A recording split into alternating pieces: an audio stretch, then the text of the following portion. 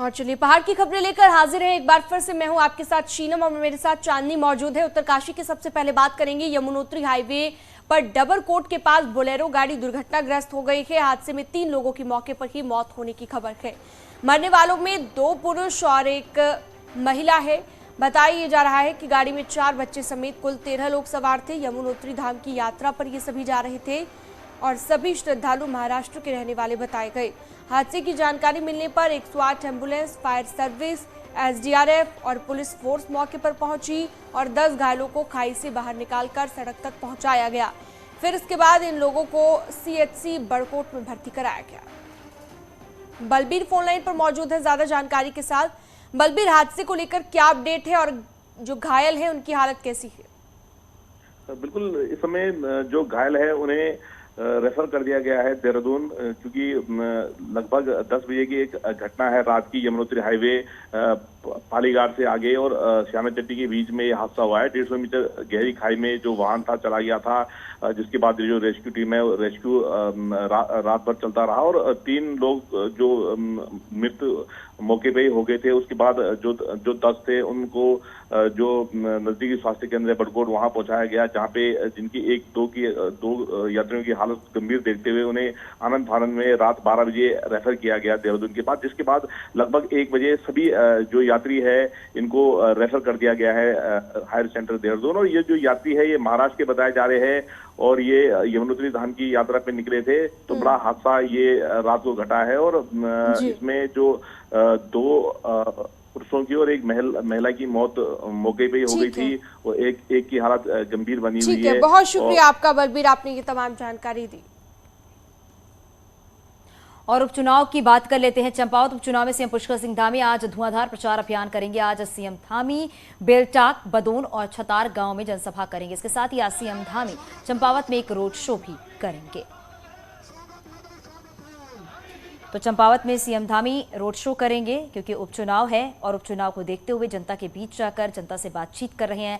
जनता का प्यार और पूरा समर्थन जो है वो सीएम धामी को मिल रहा है। इसके साथ ही साथ सीएम धामी की पत्नी गीता धामी भी लगातार प्रचार प्रसार में जुटी हुई हैं और आज चंपावत में रोड शो करेंगे सीएम पुष्कर सिंह धामी। तो आज सीएम पुष्कर सिंह धामी उपचुनाव के लिए प्रचार प्रसार करेंगे। हालांकि काफी दिनों से प्रचार प्रसार किया जा रहा है और इसके साथ ही साथ ये भी देखा जा रहा है कि सीएम पुष्कर सिंह धामी लगातार जनता के बीच जब वो जा रहे हैं, बातचीत कर रहे हैं, तमाम जो वहां की समस्याएं हैं उसको लेकर बातचीत की जा रही है और इन समस्याओं का समाधान भी जल्द से जल्द किया जाएगा। इसी खबर पे बातचीत के लिए हमारे सहयोगी शैलेंद्र नेगी हमारे साथ जुड़ गए हैं। शैलेंद्र, आज सीएम पुष्कर सिंह धामी चंपावत में रोड शो करेंगे और आगे का क्या कुछ कार्यक्रम रहने वाला है? देखिए, इस समय मैं चंपावत जिला मुख्यालय पर मौजूद हूं और सीएम पुष्कर सिंह धामी ठीक 9 बजे खटीमा से यहां पहुंचेंगे और उसके बाद उनका एक गांव में जाने का कार्यक्रम है, जहां पर उनकी एक बड़ी जनसभा का कार्यक्रम है, जिसमें बीजेपी के कई सारे नेता और जो स्टेट के मिनिस्टर्स हैं, कैबिनेट मिनिस्टर्स, वो सब उसमें शामिल होंगे। और उसके बाद एक और कार्यक्रम है और दोपहर तकरीबन 12 बजे के आसपास सीएम धामी इसी रोड से निकलेंगे और यहां पर उनका रोड शो होगा और फिर यहां से खटीमा जाएंगे और खटीमा जाने के बाद शाम को उनका बनबसा में कार्यक्रम है, वहां पर भी वो चुनाव प्रचार करेंगे। तो एक तरीके से सुबह से शाम तक, सुबह 9 बजे से लेकर के शाम लगभग 4:30 बजे तक सीएम धामी का पूरा प्रोग्राम पैक है और एक तरीके से जो चुनाव प्रचार है उसमें पूरी की पूरी ताकत सीएम धामी ने झोंक दी है, क्योंकि बिल्कुल अंतिम चरण में है। 29 तारीख को ये पूरा का पूरा चुनाव प्रचार इस उपचुनाव के लिए थम जाएगा। लेकिन उससे पहले बीजेपी की ये कोशिश है और सीएम धामी की पर्सनली ये कोशिश है कि वो लगभग हर बड़े इलाके में, हर बड़े गांव में जाकर के जनता से पर्सनल एक संवाद करें और वो क्यों आखिर चंपावत से पिछले कई दिनों से लगातार प्रचार प्रसार में जुटे हुए हैं। शैलेंद्र, कहां से होते हुए ये रोड शो आज गुजरेगा और क्या बीच बीच में सीएम धामी का रुकने का भी कार्यक्रम है, लोगों से मुलाकात करते हुए चलेंगे? देखिए, बिल्कुल ये मल्लिकार्जुन स्कूल से लेकर के स्टेशन तक का रोड शो होगा और इसमें वो बीच बीच में लोगों से मुलाकात करेंगे और जो रोड के किनारे लोग खड़े रहेंगे उन लोगों से मुलाकात करेंगे। और विशेष तौर पर क्योंकि लोगों ने भी उनके स्वागत की तैयारी की है, मेरी कई लोगों से बात हुई तो उनका कहना था कि भाई फूल मालाओं से वो सीएम धामी का स्वागत करने जा रहे हैं, क्योंकि उन्हें लगता है कि अगर मुख्यमंत्री यहाँ से उनके विधायक होंगे तो फिर चंपावत की पूरी बिल्कुल शैलेंद्र, क्योंकि ये कार्यक्रम काफी अहम मानी जा रही है, क्योंकि उपचुनाव है, उपचुनाव में जीतना कहना है और साथ ही साथ ये भी है कि जनता का प्यार और समर्थन दोनों देखने को मिल रहा है। बहुत शुक्रिया शैलेंद्र इस पूरी जानकारी के लिए। और चलिए बात करते हैं टिहरी की। टिहरी में गुरुवार को THDC का कार्यक्रम हुआ, जिसमें सीएम पुष्कर सिंह धामी के साथ केंद्रीय ऊर्जा मंत्री RK सिंह भी शामिल हुए। सीएम धामी ने कहा कि कठिन परिस्थितियों के बाद टिहरी डैम का निर्माण हुआ और 830 मीटर जलभराव से भी फायदा हुआ। सीएम धामी ने कहा कि THDC परियोजना से जो हिस्सा हमें मिलना चाहिए उसका कुछ रास्ता निकालना चाहिए। इसके लिए मंत्री जी और मोदी जी से भी अनुरोध किया जाएगा। वहीं सीएम धामी ने केंद्रीय मंत्री RK सिंह को चारधाम यात्रा पर आने का न्योता दिया। वहीं ऊर्जा मंत्री RK सिंह ने भी कहा कि टिहरी डैम में उत्तराखंड को 26% हिस्सा दिलाने की कोशिश रही है। साथ ही RK सिंह ने कहा स्थानीय लोगों को डैम रोड से 24 घंटे आवाजाही की छूट रही। ये एक मांग थी कि टिहरी डैम के ऊपर आवाजाही के लिए लोकल लोगों के लिए 24 घंटे खोल दी जाए, और तो ये हम लोगों ने कह दिया है कि इसको ये लोकल लोगों के लिए ऊपर से आवाजाही 24 घंटे खुली रहेगी। उत्तराखंड राज्य हमारा जो है क्योंकि ऊर्जा का प्रदेश है और ऊर्जा प्रदेश में छोटे हाइड्रो प्रोजेक्ट और जो हमारे कुछ ऊर्जा विभाग से संबंधित भारत सरकार से अनुदान के संबंध में था, और THDC से संबंधित जो मामला हमारा केंद्र सरकार के और न्यायालय में चल रहा है, उस पर मैंने उसके समाधान का उनसे अनुरोध किया है। उन्होंने जो है पूरा आश्वासन दिया है। बात खटीमा की कर लेते हैं। खटीमा में सीएम पुष्कर सिंह धामी का बिल्कुल अलग रंग देखने को मिला है। अपने कार्यक्रम से लौटने के बाद सीएम पुष्कर सिंह धामी का काफिला खटीमा के पास पीलीभीत रोड से निकल रहा था, तभी रास्ते में भुट्टा बेच रहे ठेले के पास सीएम धामी रुक गए और ठेले से एक गर्म भुट्टा लेकर खाने लगे। सादगी पसंद सीएम धामी खटीमा आने पर कभी मूंगफली तो कभी चाट की ठेले पर पहुंचते हैं, और ऐसी एक तस्वीर एक बार फिर खटीमा में नजर आई है जब सीएम धामी का भुट्टे के ठेले पर रुककर भुट्टे का स्वाद लेने की तस्वीर जो है वो सामने आई है।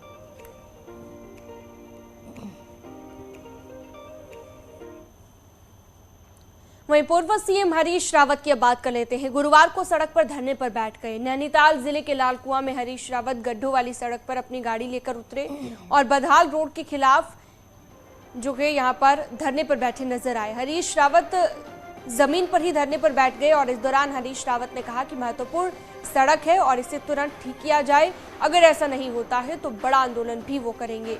हरीश रावत ने आरोप लगाया कि राज्य में पिछले साल मानसून में खराब हुई सड़कों को भी ठीक नहीं किया गया है और इनकी हालत जर्जर है।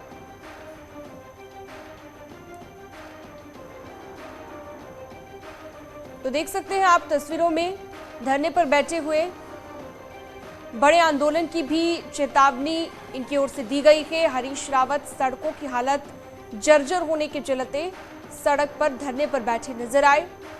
लालकुआं की ये तस्वीर हम आपको दिखा रखे हैं जहां पर ये धरना दिया गया। लोकसभा चुनाव 2024 में भले ही अभी 2 साल दूर हो, लेकिन बीजेपी अभी से चुनावी तैयारियों में जुट गई है। बीजेपी कितने माइक्रो प्लान के साथ अपनी चुनावी रणनीति को अंजाम दे रही है, आप देखिए इस रिपोर्ट में।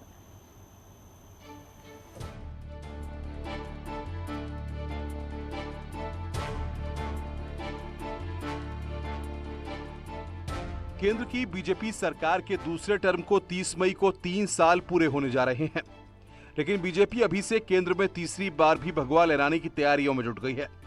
शुरुआत बूथ लेवल से हो रही है। टारगेट पर उन बूथों को लिया गया है जहां लोकसभा चुनाव और हालिया विधानसभा चुनाव में बीजेपी अच्छा परफॉर्म नहीं कर पाई। उत्तराखंड में भी हर विधायक को ऐसे 25 बूथ और सांसद को 100 बूथों का जिम्मा सौंपा गया है। विधायक इसके लिए 10 लोगों की एक टीम बनाएंगे और इस टीम के सुपरविजन के लिए भी 3 लोगों की एक कमेटी होगी। हम बूथ की हमारी जो रचनाएं हैं वो ठीक होती रहे, इसके लिए राष्ट्रीय स्तर पर बार बार राष्ट्रीय अध्यक्ष जी हम सबका मार्गदर्शन करते हैं और उसी के लिए भी ये इस प्रकार का आयोजन था। विधायक और सांसद हारे हुए इन बूथों को जिताने की अपनी जिम्मेदारी से किसी भी सूरत में बच नहीं पाएंगे। हाईकमान ने एक ऐप के जरिए इसकी रियल टाइम मॉनिटरिंग की व्यवस्था की है। विधायकों को इस ऐप पर ऑनलाइन बूथों की प्रोग्रेस रिपोर्ट भरनी होगी। चुनाव चाहे नगर निकायों के हों, पंचायतों के हों या फिर लोकसभा के, यही बूथ विधायकों सांसदों की परफॉर्मेंस तय करेंगे। इसी के निमित्त हमारा लक्ष्य है 2024 का चुनाव, और 2024 से पहले हम उत्तराखंड की बात करते हैं तो हमारे पंचायत के चुनाव भी होंगे और हमारे नगर निकाय के चुनाव भी होंगे। और हमारा लक्ष्य अभी वहाँ पर है, स्टैंड करता है कि जहाँ जिन बूथों पे हम कमज़ोर रहे हैं, जिन बूथों को हम नहीं जीत पाए, उन बूथों का हमारा लक्ष्य होगा कि उन बूथों में कैसे हम उभर करके आए।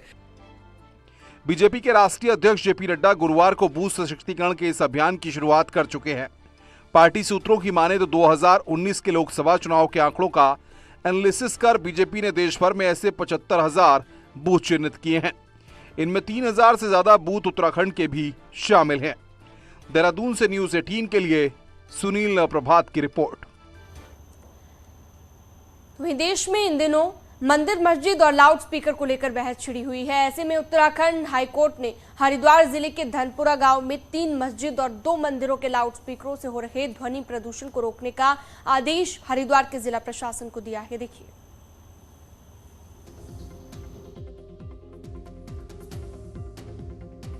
हरिद्वार के धनपुरा गांव में रहने वाले 72 साल के तालिब हसन और 34 साल के अमित कुमार यूं तो अलग अलग समुदाय के हैं, लेकिन बुजुर्गों के स्वास्थ्य और बच्चों की शिक्षा को लेकर दोनों एक जैसी राय रखते हैं। तालिब हसन और अमित कुमार का कहना है कि उनके गांव में मस्जिद और मंदिरों के लाउड स्पीकर से पैदा होता ध्वनि प्रदूषण बुजुर्गों के स्वास्थ्य, बच्चों की पढ़ाई लिखाई के लिए ठीक नहीं है। लिहाजा दोनों ने उत्तराखंड हाईकोर्ट में इसके लिए जनहित याचिका दायर की थी। 2 साल से पहले कुछ नहीं था यहाँ। 2 साल से इन लोगों ने मंदिर मस्जिदों में सिस्टम को बदल दिया। जिस टाइम मर्जी आए माइक चला देना, और 4-4 घंटे मंदिर में भी, और यहाँ तो सुबह 6 बजे से लेकर दिन 6 बजे तक मस्जिद में ये हालात हैं। कोई भी टाइम नहीं होता, कभी भी शुरू हो जाते हैं। इतना फुल वॉल्यूम कि ज़बरदस्त वॉल्यूम बढ़ा रखा है। क्या परेशानी होती है इससे? किन छात्रों को जैसे ऑनलाइन पढ़ाई होती है तो जिस टाइम ये बसते हैं तो ऑनलाइन पढ़ाई नहीं हो पाती, और छोटे जो बच्चे हैं जो रात को सोते हैं, जब भी कोई अनाउंसमेंट होता है तो डर जाते हैं बच्चे। हाईकोर्ट ने इस पर फैसला सुनाते हुए कहा कि किसी भी धार्मिक स्थल पर 5 डेसिबल से ज्यादा ध्वनि प्रदूषण नहीं होना चाहिए, और अगर धार्मिक स्थलों में इससे ज्यादा ध्वनि प्रदूषण होता है तो उसे रोकना प्रशासन और सरकार की जिम्मेदारी होगी। उत्तराखंड हाईकोर्ट ने 8 अप्रैल को अपना फैसला सुनाया, और अब हरिद्वार के डीएम विनय शंकर पांडे जल्द से जल्द कोर्ट के आदेश का पालन कराने की बात कह रहे हैं। इसको काफ़ी गंभीरता से लिया गया है, और मैंने सब डिविजनल मजिस्ट्रेट को बता दिया है कि चूँकि माननीय उच्च न्यायालय का आदेश है तो इसका अक्षरशः पालन होना चाहिए। तो मैं उम्मीद करता हूँ कि 1-2 दिन में इसके अनुपालन आख्या हम लोग प्रेषित करेंगे। देश में चल रही मंदिर, मस्जिद और लाउड स्पीकर की बहस के बीच उत्तराखंड हाईकोर्ट का मंदिर और मस्जिद दोनों से लाउड स्पीकर हटाने या आवाज नियंत्रण कराने का फैसला काफी अहम माना जा रहा है। अब देखना होगा कि प्रशासन लोगों के विरोध के बिना धार्मिक स्थलों से ध्वनि प्रदूषण कम करवा पाता है या नहीं। न्यूज़ 18 के लिए हरिद्वार से पुलकित शुक्ला की रिपोर्ट। और यूपी की तर्ज पर उधम सिंह नगर के रुद्रपुरी प्रशासन ने सद्दाम हत्याकांड के मुख्य आरोपी नवाब अली पर बड़ी कार्रवाई की है। गुरुवार सुबह नवाब को सलाखों के पीछे भेजने के बाद शाम को प्रशासन बुलडोजर लेकर उसके घर पर पहुंच गया। एसडीएम और सीओ की मौजूदगी में खाद्य आपूर्ति विभाग की जमीन पर अवैध रूप से बने नवाब के गोदाम को ध्वस्त कर दिया गया, और इसके बाद उसके बगल में ही अवैध रूप से बने मकान को भी जेसीबी ने तोड़ दिया, और इससे पहले मकान में रह रहे किराएदार को सुरक्षित बाहर निकाल दिया गया। पुलिस के मुताबिक नवाब पर हत्या सहित 2 मुकदमे दर्ज हैं। विभाग द्वारा रीजनल फूड कंट्रोलर को आवंटित ये भूमि थी, जिसमें कुछ व्यक्तियों के द्वारा अवैध तरीके से अतिक्रमण करके और यहाँ पर निर्माण किया गया था। उसी के संदर्भ में आज एसडीएम साहब के नेतृत्व में और कंसर्न डिपार्टमेंट के नेतृत्व में पुलिस बल भी आया था, जिसमें इस अवैध अतिक्रमण को हटाया गया।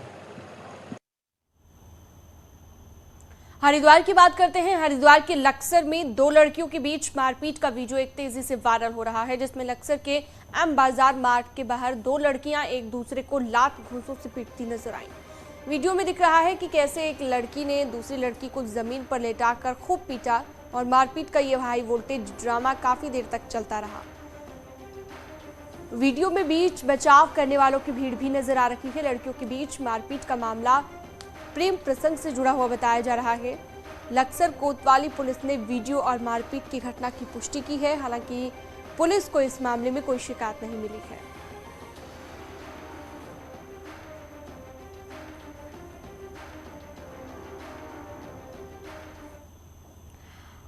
और इन दिनों हाथियों की आपसी लड़ाई का एक वीडियो वायरल हो रहा है। वीडियो हरिद्वार वन प्रभाग की श्यामपुर रेंज का बताया जा रहा है, जिसमें 2 नर हाथी आपस में संघर्ष करते हुए नजर आ रहे हैं। आपको बता दें कि ये सीजन गजराजों के आपसी संघर्ष का सीजन माना जाता है और इस सीजन में मादा को लेकर विशालकाय गजराज आपस में भीषण संघर्ष करते हैं, क्योंकि इसी दौरान बाहुबली गजराज झुंड पर काबिज होने के लिए आपसी संघर्ष करते हैं। कभी कभी ये संघर्ष कई दिनों तक चलता है, जिसमें कभी कभी मौत भी हो जाती है। फिलहाल वन विभाग ने इन पर नजर रखने और इनको आबादी क्षेत्र में जाने से रोकने के लिए टीम का गठन किया है।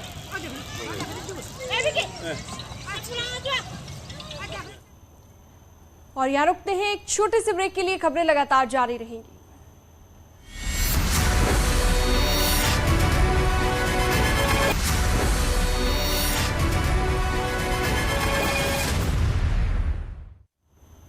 और अब खबर हरिद्वार से है। हरिद्वार के बदमाशों के हौसले इतने बुलंद है कि वो पुलिस पर भी हमला करने से बाज नहीं आ रहे हैं। बुधवार देर रात गश्त कर रहे 2 सिपाहियों पर बदमाशों ने जानलेवा हमला कर दिया है। संदिग्धों से पूछताछ के दौरान यह हमला किया गया है। सिपाही रानीपुर कोतवाली इलाके के शिवालिक नगर में गश्त कर रहे हैं। वहीं हमले का सीसीटीवी फुटेज भी सामने आया है, जिसमें साफ है कि हमलावर सिपाही पर हमला करते हैं और फिर भाग जाते हैं। एक सिपाही को गंभीर चोटें भी आई हैं, जिसे इलाज के लिए ऋषिकेश एम्स रेफर कर दिया गया है। आरोपी फिलहाल पुलिस की पकड़ से दूर है। क्षेत्र में जो शिवालिक एरिया है, इसमें रात को हमारी जो चेतक है ये गश्त पर थी और इसको कुछ संदिग्ध लोग दिखाई दिए। जब उन संदिग्ध लोगों को कॉर्डन करने का प्रयास किया गया तो उनमें से उन लोगों ने जो पुलिसकर्मी उन पर हमला कर दिया था, जिसमें पुलिसकर्मी की चोट आई है, जिसको कि हमने अस्पताल को रेफर किया हुआ है। बदमाशों में से 2 बदमाशों को हमने आइडेंटिफाई कर लिया है। तो वहीं उधम सिंह नगर के बाजपुर में नेशनल हाईवे किनारे खड़े डंपर में अचानक आग लग गई। देखते ही देखते डंपर आग का गोला बन गया। डंपर में आग लगने के बाद वहां पर अफरा तफरी का माहौल बन गया।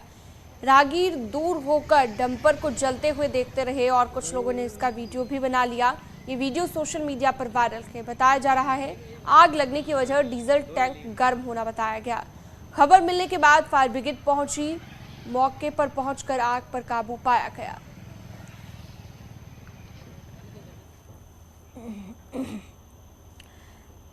केदारनाथ यात्रा में अहम भूमिका निभाने वाले घोड़े खच्चरों की लगातार दर्दनाक मौत हो रही है।